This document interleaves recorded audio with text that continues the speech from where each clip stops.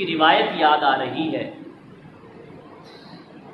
حضور علیہ الصلوۃ والسلام نے فرمایا کن عالما، غور کیجئے گا، آج کا پیغام اس روایت کو بناتے ہیں۔ حضور نے فرمایا کن عالما، عالم بن جا، او متعلما، یا طالب علم بن جا، او محبا، یا ان سے محبت کرنے والا بن جا،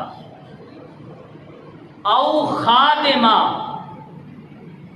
یا ان کا خدمت گزار بن جا۔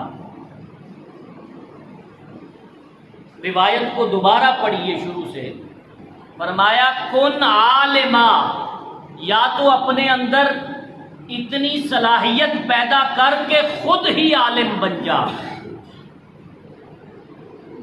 اگر یہ نہیں کر سکتا تو فرمایا او متعلما، تو پھر عالم نہیں بن سکتا تو طالب علم بن جا۔ اس میں کسی عمر کا ذکر نہیں کیا کہ اتنی عمر تک آپ طالب علم بن سکتے ہیں اور اس کے بعد آپ طالب علم نہیں بن سکتے، عمر کا کوئی ذکر نہیں۔ او خاتمہ، اگر تو عالم بھی نہیں بن سکتا اور طالب علم بھی نہیں بن سکتا تو پھر چل اتنا تو کرنا کہ وہ جو اوپر عالم بیٹھا ہے اس کا خدمت گزار بن جا۔ اور پھر فرمایا او خادمہ، خدمت گزار بن جا۔